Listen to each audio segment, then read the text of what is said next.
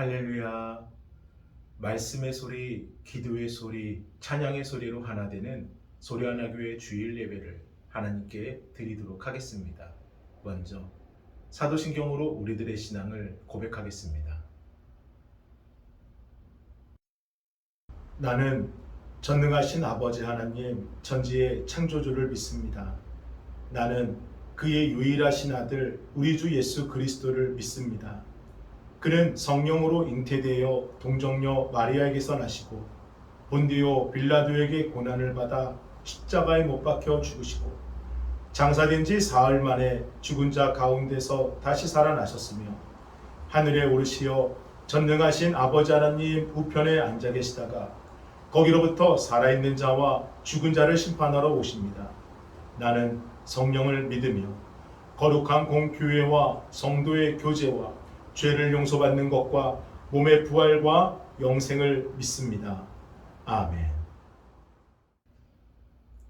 찬송가 288장 예수를 나의 구주 삼고 우리 함께 찬양하겠습니다.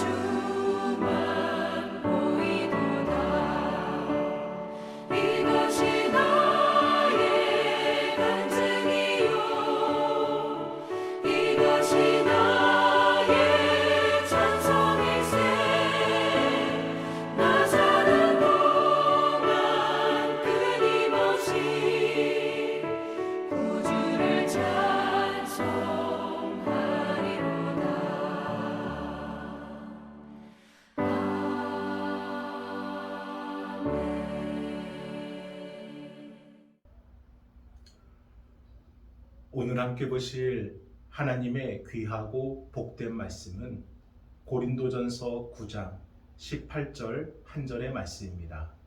우리 함께 봉독하겠습니다. 그런즉 내 상이 무엇이냐? 내가 복음을 전할 때에 값없이 전하고 복음으로 말미암아 내게 있는 권리를 다 쓰지 아니하는 이것이로다. 아멘. 할렐루야. 영상을 통해 예배하시는 여러분을 예수님의 이름으로 축복하며 오늘도 여러분의 자리마다 걸음마다 하나님이 부어주시는 은혜가 충만하길 함께 기도하겠습니다. 오늘 본문에서 바울은 내 상이 무엇이냐라고 자문한 뒤에 복음을 아무 대가 없이 그저 전하고 복음 전도자로서 응당 누릴 수 있는 권리를 행사하지 않는 것, 그것이 자기 자신의 상이라고 자답합니다. 당시 복음 전도자들은 복음 전도에 필요한 경비나 생활비를 교인들로부터 보상받을 수 있었지만 바울은 그렇게 하지 않았습니다. 사도행전 16장에 보면 고린도에서 아굴라를 만난 바울은 아굴라와 함께 천막제조로 생계를 이어가면서 아무 대가 없이 그저 복음을 전했습니다. 물론 바울이 모든 곳에서 꼭 그렇게만 했던 것은 아니었습니다. 우리 빌립보서 4장 15절과 16절을 함께 읽어봅니다. 빌립보 사람들아, 너희도 알거니와 복음의 시초에 내가 마게도냐를 떠날 때에 주고받는 내 일에 참여한 교회가 너희 외에 아무도 없었느니라. 데살로니가에 있을 때에도 너희가 한 번뿐 아니라 두 번이나 나의 쓸 것을 보내었도다. 아멘. 이곳저곳으로 전도여행을 다니는 바울의 경비를 빌립보 교인들이 모금해서 보내주었다라는 말입니다. 그런가 하면 바울은 고린도 후서 11장 9절을 통해서 고린도에 있는 교인들에게 이러한 내용을 피력하기도 했습니다. 우리 함께 읽어봅니다. 또 내가 너희와 함께 있을 때 비용이 부족하였으되 아무에게도 누를 끼치지 아니하였음은 마게도냐에서 온 형제들이 나의 부족한 것을 보충하였음이라. 내가 모든 일에 너희에게 폐를 끼치지 않기 위하여 스스로 조심하였고 또 조심하리라. 아멘. 바울은 고린도에 체류한 1년 6개월 동안 천막 제조만으로는 자신에게 필요한 경비를 모두 충당할 수 없었습니다. 그도 그럴 것이 천막 제조는 부업일 뿐 바울의 본업은 그저 복음을 전하는 것이었기 때문입니다. 그럼에도 바울은 이 부족한 재정을 메우기 위해 교인들에게 생활비를 요구하지 않았다는 겁니다. 마게도냐에서 온 교인들이 바울의 가장 부족한 것을 메워준 것 이외에는 생활비를 요구할 수 있는 자신의 권리마저 내려놓고 고린도 교인들에게는 해를 끼치지 않으려고 조심하고 또 조심했다는 겁니다. 그렇다면 왜 사도 바울은 다른 곳에서는 교인들의 헌금을 받았음에도 또 고린도에 머무는 동안 마게도냐 교인들의 헌금을 받았음에도 이 고린도 교인들에게는 생활비를 요구할 수 있는 자신의 권리마저 포기하면서 조심하고 또 조심했을까요? 그것은 당시 물질적으로 타락한 고린도의 이방 신전의 사제들과 이 생계를 위해서만 철학을 선파하는 철학자들, 거짓으로 복음을 전하고 떠도는 거짓 사도들, 그들과는 구별된 삶을 살려 했던 것이 바울의 첫 번째 이유였을 것입니다. 그리고 두 번째 이유는 자기를 모함하는 사람들의 그 거짓 모함 앞에서 이 복음만을 전하고자 하는 자신의 순수함을 확신시켜주기 위함이었습니다.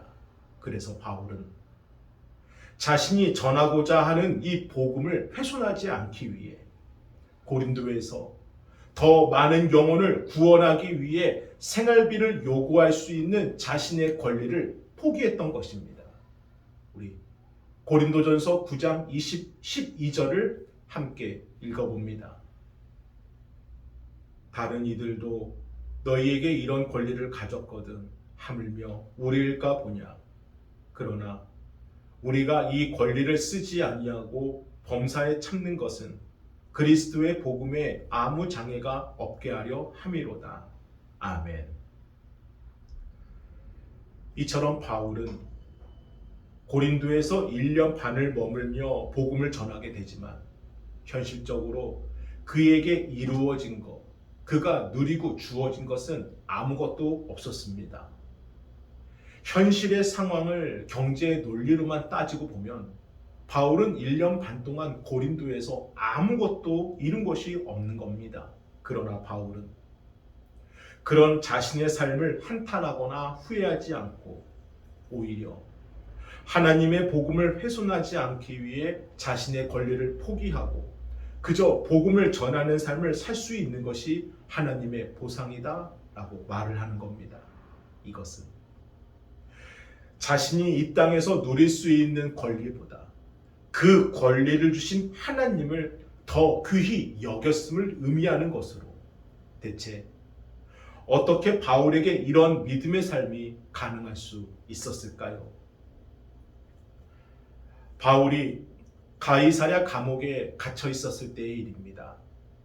그곳을 관리하던 총독 벨리스가 감옥에 갇혀 있는 바울을 내보내며 그에게 묻습니다. 내가 믿는 믿음의 중심이 무엇이냐? 믿음의 요체를 바울에게 물어요. 그때 바울은 사도행전 24장 25절을 통해 세 단어로 대답을 합니다. 우리 함께 읽어봅니다. 바울이 의와 절제와 장차 오는 심판을 강론하니 벨릭스가 두려워하여 대답하되 지금은 가라. 내가 틈이 있으면 너를 부리리라 하고 아멘. 의와 절제와 심판. 의는 하나님과의 바른 관계를 뜻합니다. 절제는 칼로 물을 자르듯이 끊을 것을 끊어버리고 행해야 될 것을 반드시 행하는 자기 통제를 의미합니다. 즉 하나님을 믿는다는 것은 하나님과 바른 관계를 맺고 살아가는 길이고 하나님과 바른 관계를 맺기 위해서는 필수적으로 자기 통제, 자기 부인의 삶이 수반되어야 하기 때문입니다. 그리고 모든 인간은 하나님의 심판을 받게 되어 있습니다. 이처럼 의와 절제와 심판이라는 믿음의 세 가지 중심, 이 요체는 역순으로 성장하게 됩니다. 즉 하나님의 심판을 믿는 사람, 하나님의 심판을 두려움을 갖고 의식하며 살아가는 사람만이 성령의 인도하심 속에서 자기 통제, 자기 부인의 삶을 살 수 있게 되는 것이고 그 결과가 하나님과의 바른 관계, 의를 맺을 수 있기 때문입니다. 마치 시험을 의식하는 학생이 공부를 열심히 하는 것처럼 말입니다. 물론 근본적인 차이는 있죠. 시험을 코앞에 두고 벼락치기로 시험을 준비하거나 시험을 칠 때 컨닝을 하는 학생은 있을 수 있지만 하나님의 심판은 언제, 어느 때, 어떻게 일어날지 아무도 알 수 없는 것이고 하나님의 심판 앞에서는 컨닝이나 위장은 원천적으로 불가능하다는 것입니다. 그래서 성경이 말하는 하나님의 심판은 믿지 않는 사람들에게는 멸망을 뜻하지만 하나님을 믿는 성도들에게 이 하나님의 심판은 의로움과 상주심이십니다. 사랑하는 여러분, 하나님께서는 우리의 삶을 공의롭게 판단하시고 그 결과에 따라 반드시 상 주시는 분이심을 믿으시기를 바랍니다. 그래서 하나님의 상이 얼마나 중요한지, 하나님의 상급을 의식하며 사는 것이 성도에게 얼마나 절대적인지 이 땅에 오신 예수님께서도 여러 차례에 걸쳐 하나님의 상을 강조하셨습니다.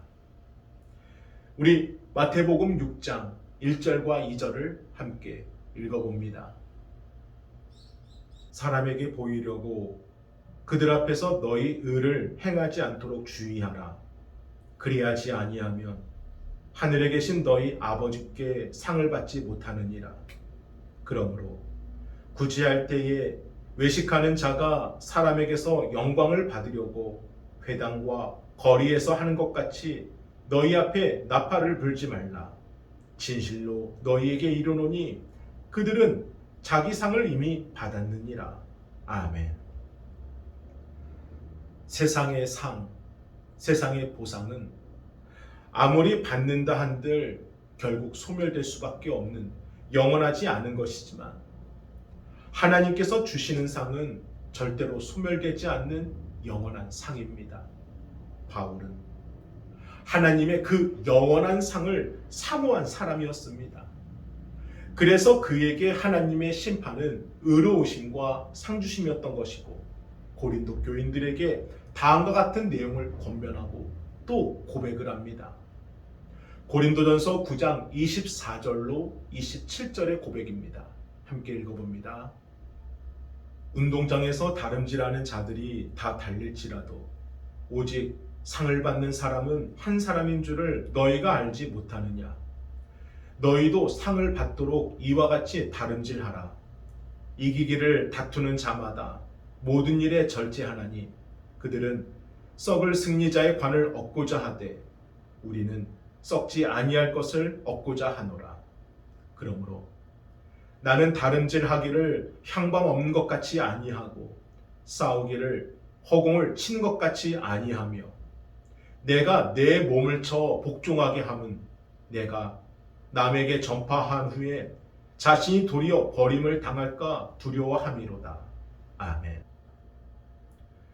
운동선수가 우승의 상을 위해 최선을 다해 매사에 절제하듯이 고린도 교인들 역시 썩지 아니할 하나님의 상급을 받을 수 있도록 최선을 다할 것을 바울은 촉구합니다.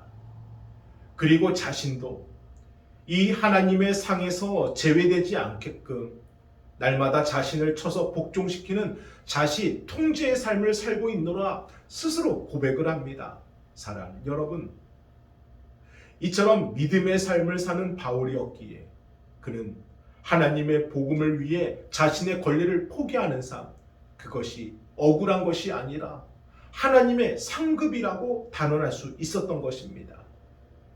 비록 이 땅에서는 누리지 못하고 가지지 못하지만 이 땅을 떠나는 날 반드시 하나님의 심판을 통해 상 주실 것임을 그는 확신했기 때문인 것입니다. 그래서 고린도 교인들에게는 썩지 아니할 하나님의 상급을 위해 최선을 다해 매사에 절제할 것을 촉구했던 것이고, 향락과 타락의 도시 고린도 속에서는 심판의 하나님을 믿지 않고서는, 하나님의 의로우심을 믿지 않고서는, 하나님의 상주심을 믿지 않고서는 참된 그리스도를 살아갈 수 없다는 것을 고백하고 가르쳐 주는 것입니다. 그래서 바울은 히브리서 11장을 통해 믿음에 대해 이렇게 결론을 내립니다. 히브리서 11장 6절 말씀 우리 함께 읽어봅니다. 믿음이 없이는 하나님을 기쁘시게 하지 못하나니 하나님께 나아가는 자는 반드시 그가 계신 것과 또한 그가 자기를 찾는 자들에게 상 주시는 이심을 믿어야 할지니라. 아멘.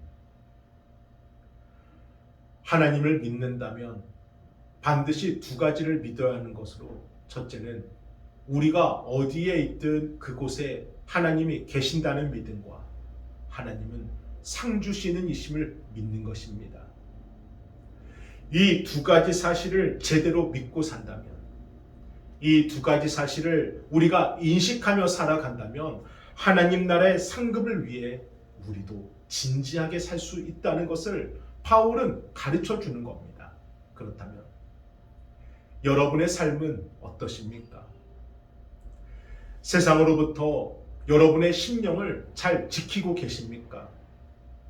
세상의 풍조와 돈의 논리보다는 하나님의 말씀을 더 우선시하며 따르고 계십니까? 세상의 상급보다는 하나님 나라의 상급을 더 기대하고 계십니까? 우크라이나와 러시아의 전쟁, 중국의 대만 침공 준비, 북한의 미사일 도발, 쇼하는 정치와 갈 바를 모르는 정부, 또 대유행이 올 거라는 코로나의 위험, 한치 앞도 내다볼 수 없는 세상의 상황과 악화일로로 걷고 있는 경제 상황, 어쩌면 지금이야말로 우리가 심판의 하나님을 의로우심과 상 주시는 하나님으로 더욱더 굳건하게 믿어야 할 때가 아닌가 저는 감히 확신하고자 합니다. 그래야 요동치는 세상의 소용돌이 속에서도 하나님과 바른 관계를 맺으면서 이 어두운 세상에 진리의 빛을 발하는 그 삶으로 경주를 하게 될 것이기 때문입니다. 사랑하는 여러분, 하나님 나라의 상급을 위해 이 세상의 보상을 기꺼이 포기할 줄 알았던 바울이 쓴 그 모든 편지는 지금 하나님의 말씀이 되어 영원한 성경으로 남았습니다. 네로 황제에 의해 참수형을 당한 사도 바울은 2000년이 지난 지금까지도 이 어두운 세상을 진리의 빛으로 비치는 영원한 사도로 살아가고 있습니다. 이 모든 것이 상 주시는 하나님을 믿은 바울에게 내려진 하나님의 상급인 것입니다. 2022년 이제 2달을 남겨두고 있습니다. 올 한 해의 결실을 세상의 보상만으로는 삼지 마시기를 바랍니다. 세상의 보상은 바라면 바랄수록 하나님과 우리의 사이를 더 멀어지게만 만들 뿐입니다.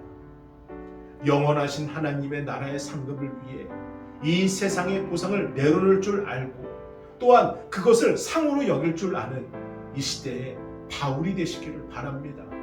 그때 우리가 부족하다 할지라도 하나님께서는 이 혼탁한 시대를 위한 당신의 도구로 우리를 계속해서 사용해 주실 것입니다. 사랑하는 여러분, 여러분의 상은 무엇입니까? 하나님의 상을 위해 달려가시기를 바랍니다. 우리 함께 기도합니다. 거룩하신 주여 감사합니다. 바울에게 주신 그 상이 오늘 우리의 상이 되기를 원합니다. 그래서 예배하고 그래서 기도하오니 달려갈 힘을 허락하여 주시고 믿음으로 주님께 칭찬받는 우리가 되도록 인도하여 주옵소서. 아버지 감사합니다. 준비하신 예물을 하나님께 드리도록 하겠습니다. 주께 가까이 날 이끄소서. 간절히 주님만을 원합니다. 채워주소서. 주의 사랑을 진정한 찬양 드릴 수 있도록 주께 가까이 날 이끄소서. 간절히 주님만을 원합니다. 채워주소서. 주의 사랑을 진정한 찬양 드릴 수 있도록 목마른 나의 영혼 주를 부르니 나의 맘 만져 주소서. 주님만을 원합니다. 더 원합니다. 나의 맘 만져 주소서. 축도로 예배를 마치겠습니다.